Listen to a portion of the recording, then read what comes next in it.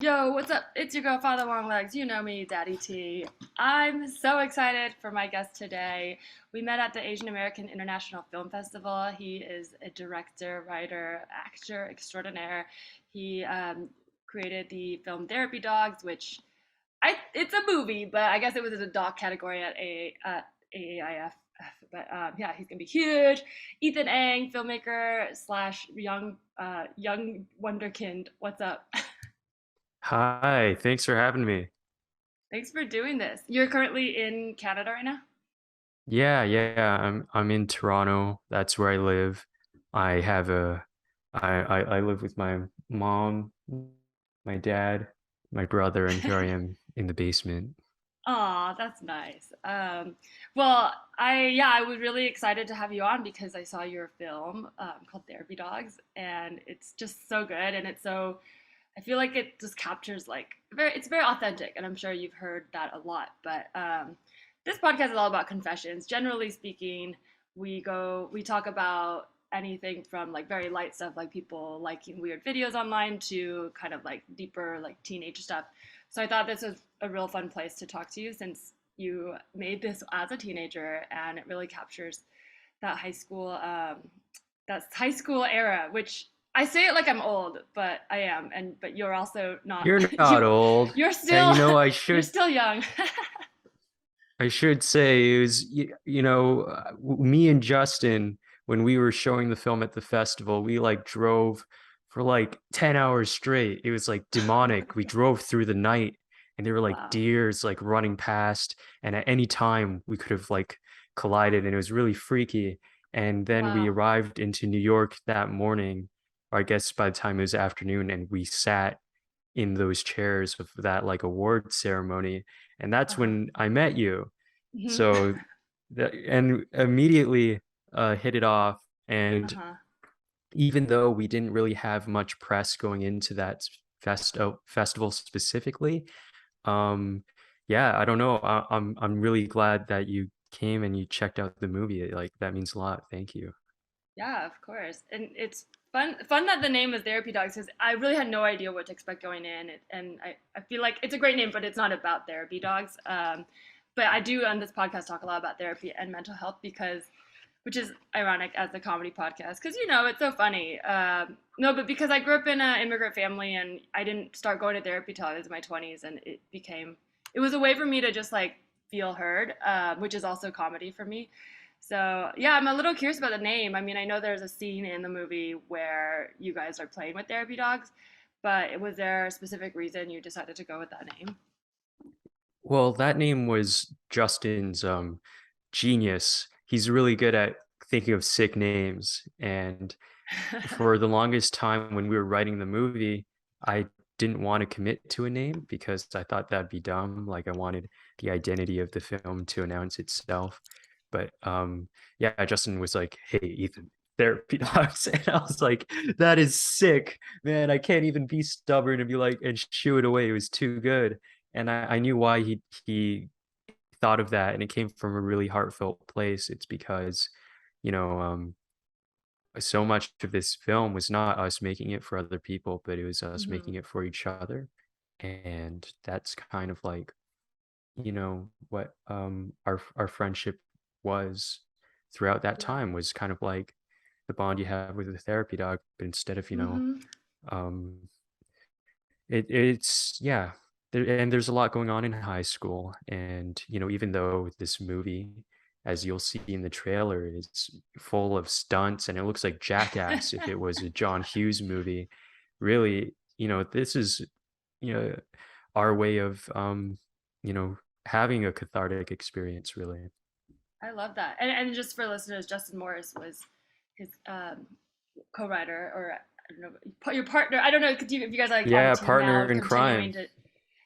continuing to do things together, or kind of like branching out and doing your own. But yeah, that I like that because also there's the other for me like when I think of like dogs, you're like that's my dog. You know what I mean? I don't know. This is Hmm. please tell me what my age is showing, but but I'm like okay because there's you're like oh those are my dogs, kind of like friends, and so there's the layer of like your therapy dog, but also like you're both kind of therapy for each other, and you're there for each other, and that comes through in the film, and I think that's a big part of why it connects so much to audience of all ages, even though it's obviously made from a very specific time of your life. Oh, thank you. Yeah, I mean, I like how, therapy, like the two words apart, have their own meaning, and then together they have their own meaning. And of course, like, this idea of like teenagers as dogs, or specifically teenage boys, it's Uh-huh. definitely, we'll just throw ourselves at anything, really. For me, like what resonated so much was so much of the platform of what you use was like this film, and it was so well done, and obviously like went to slam dance, and it's like you're a very talented filmmaker, but you can also just connect to the essence of like high school kids who have no skills, you know what I mean, can feel that, but you brought it to life. Does that make sense? Like I feel like I used Well, to we write didn't bad have poetry. skills. We didn't No, but have you did. skills. Like That's the you have a thing. vision and you put it together. But I think even someone without that, and maybe didn't, let's say someone just writing shitty poems in their iPhone notes, I think can still really relate to that feeling. And it's almost like you took it and ran with it so they could see their like innermost, consciousness on screen. Um, but yeah, how have you always been someone who's like expressed yourself through art, or was this more from high Uh, school? um, no, actually not at all. I You're like, never, I'm not expressing myself at all. No. yeah, well, no, I was never the artist in my family. That was my brother. My brother Okay. loves to draw, and I was very like academically oriented, but of course I love movies, and but yeah, all the encouragement I got was academic, Mm, and really when I went to this school, I went for acting because I thought I'd take a chance. And, my whole life up until then, I've been trying to invent stories. Um, but when, you know, as I was going through high school, and, as Justin was going through high school, something really special was developing, you know. mhm. It's a wild time when you're at that age, and there are a lot of, hard questions that kind of come into your life that you can't back away from. And at that point, I didn't need to invent a story. It was just something that me and Justin had to make, no matter, What kind and of it wasn't for an questions? audience. Like Um, what's an example?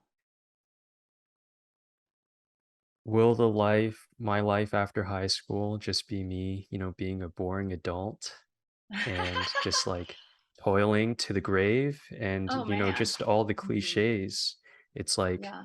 everyone's just celebrating their graduation, and it's just going to be the Yeah. same thing. It's like I was always curious why when I was a little kid, why us kids were so different from adults.